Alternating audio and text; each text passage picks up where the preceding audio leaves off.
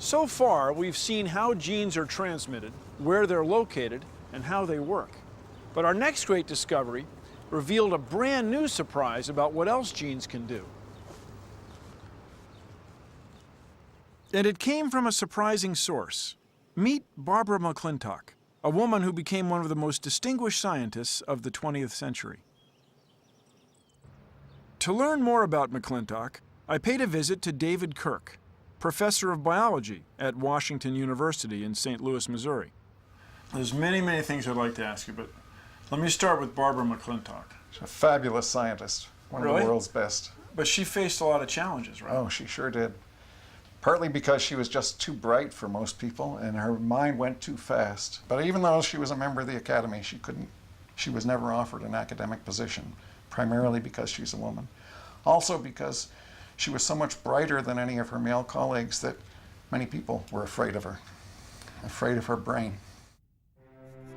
In 1942, disenchanted by her lack of career advancement in the male-dominated field of genetics, McClintock went to work at the Cold Spring Harbor Lab in New York. It was here that McClintock made history. Working alone, she chose to research the genetics of maize. Of special interest to her was the genetic mechanism underlying the unique mosaic of colored kernels.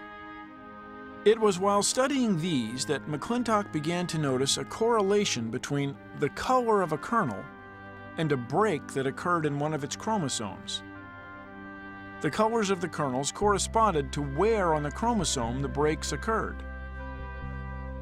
A break in the chromosome occurred, she said, when a gene randomly jumped or transposed from one chromosome to another. When this happened, it disrupted the activity of the other genes responsible for producing the pigment of the kernel.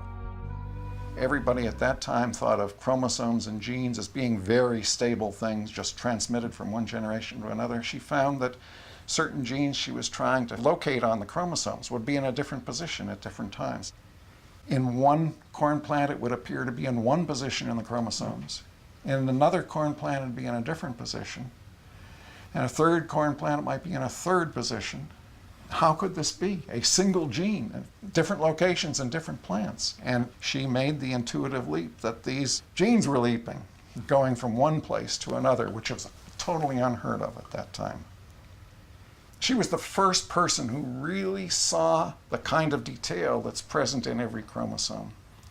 Literally the first person. She could look at a single kernel of corn and see the genes, see the chromosomes. She could look at the chromosomes and see the whole plant. She was incredible.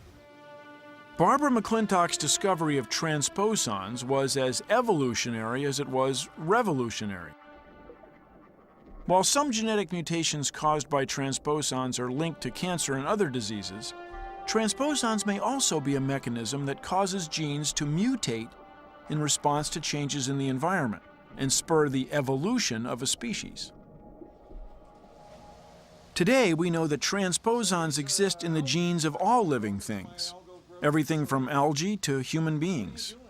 So my postdoctoral fellow, whose name was Steve Miller, came here specifically to try to find a transposon that could do what Barbara McClintock showed that transposons in corn could do. He finally found one that he could control the jumping of, and it jumped so well when he was interested in it that he named it after his basketball hero, Michael Jordan. So we always keep a picture of Michael around the laboratory, slam dunking a Volvox algae. Every basketball player's dream to dunk algae. While Barbara McClintock never gained the fame of Michael Jordan, she did achieve her own notoriety. When she presented the findings of her research in 1951 at a Cold Spring Harbor symposium, her work was ignored and rejected. The experience made her so bitter that she never gave another lecture there, though she continued working at the lab until her death in 1992 at the age of 89. She did live long enough to be vindicated.